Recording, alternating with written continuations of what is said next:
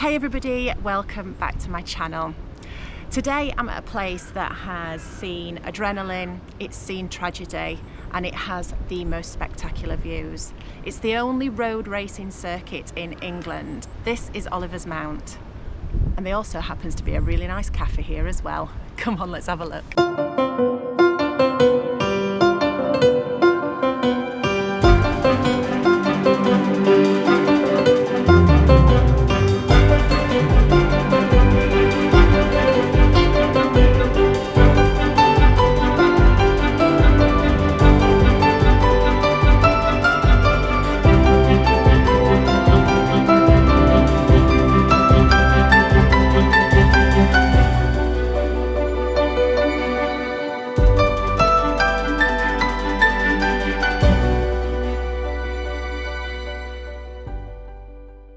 Situated 500 feet above Britain's very first seaside resort, Scarborough, the hill took its name from Oliver Cromwell, as it thought he had once sighted guns there, although there's no actual evidence that Cromwell even visited the site during the Civil War.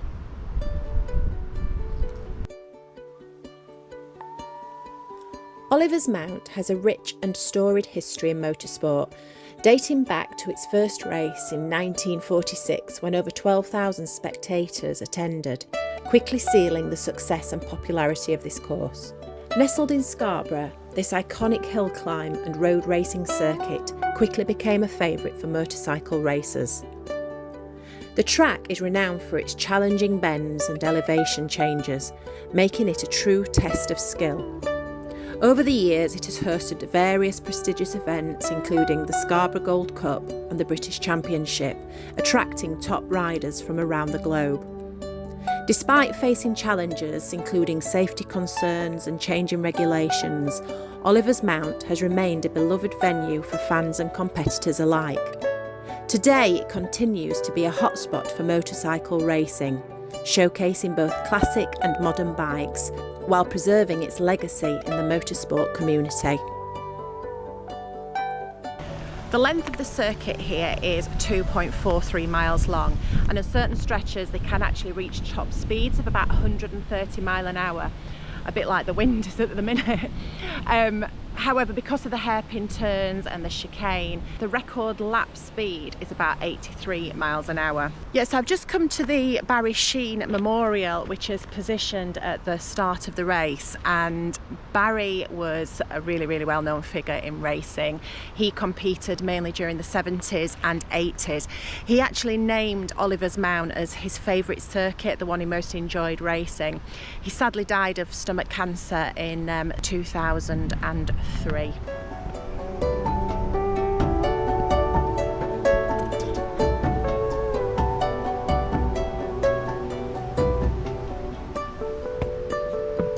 It's a little bit covered in leafage. I'm sure they clear this up, but this is the place where you want to stand.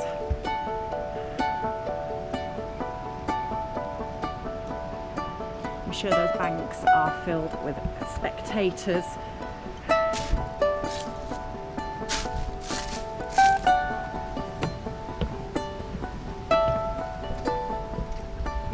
Probably more treacherous getting up the steps as opposed to actually racing the circuit.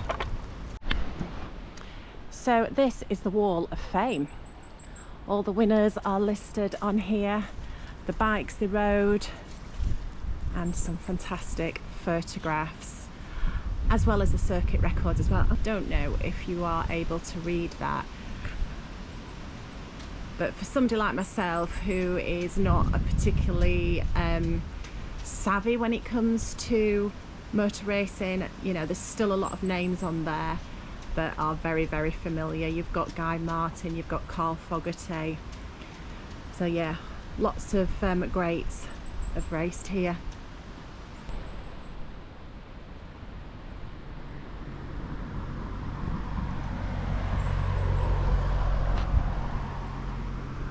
A few more classic photographs on this side.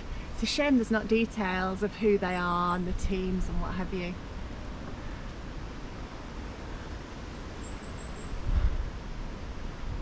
And that is the actual circuit itself. So there's the mere hairpin, which is actually named after this very large river that's shown on here. It's a lake, not a river actually, and which is actually meant to be a really, really beautiful place to walk round. Now, I don't claim to know a great deal about racing at all. I have, however, been lucky enough to attend some fantastic races.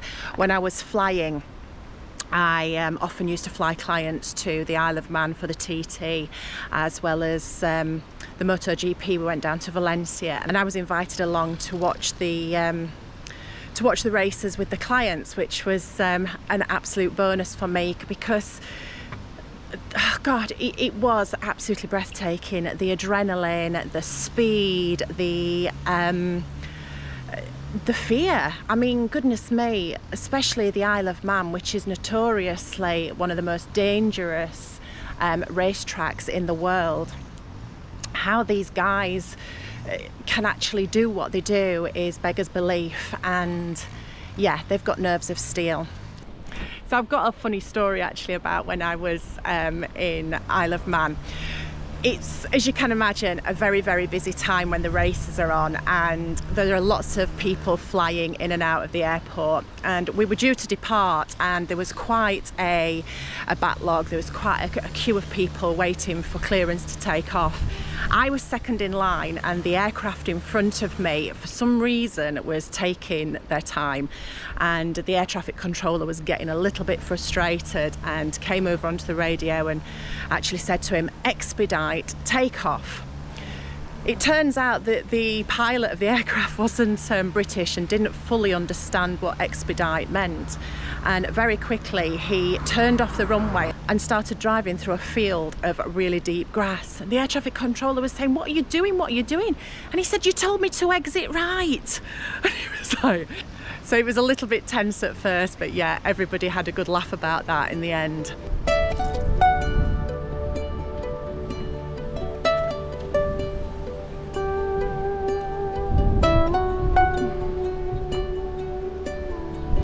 Pulled the car in, and I'm just running across the road here because I spotted what looks to be a memorial for potentially another rider. Yes, it is. Celebrating the life of the people's champion Bob Smith, 1951 to 1983. There has been 6 fatalities on Oliver's Mount, and yeah, I mean, in all terms, it's a relatively low death count for racetracks of this kind. However, you know, you can't take away what people give up for the passion and their love of sport. In 2017, I believe it was, there were 2 separate occasions at the same meeting where riders came off the bikes, and both the rider and bike went into the crowd and injured quite a few spectators. They were all airlifted to local hospitals, and subsequently, because of that, the rest of that meeting was cancelled. So it's not just a hazardous thing for the riders themselves, but also spectators. That is one of the beauties supposedly about this circuit, is the fact that you can actually get so close to the racing. When I went to the Monaco Grand Prix a long time ago, I was on the Rascasse Bend in a place called Rascasse Café, and that was supposedly one of the closest places that you can get to to the racetrack. And it was, although we were separated by barriers, it was absolutely terrifying at times, and you don't have the protection here. So yeah, I don't know if I'd want to get that close to the action. I think I'd happily watch it from a little bit further back. Now, Scarborough gets a lot of bad press, to be honest. I've always had a bit of a soft spot for the place. We holidayed here as children, and I also came to university here. It wasn't for a very long time, but I think I managed about 3 months. But in that 3 months, I discovered some beautiful, beautiful places. So if you take the time to have a look round and explore Scarborough, you will discover lots of hidden gems, and this is definitely one of them. So positioned on the south side of Scarborough, you have to drive through what I think is one of the most beautiful residential areas around here. There are stunning properties with tree-lined avenues, and yeah, it's just very, very pretty. So It's definitely worth a visit. If you're not into motorsport, it doesn't matter. You can just come in here and take in the stunning scenery and have a nice cup of coffee while you're at it.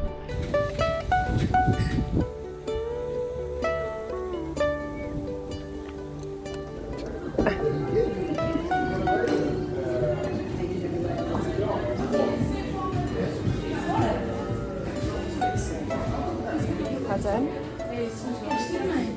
Wow.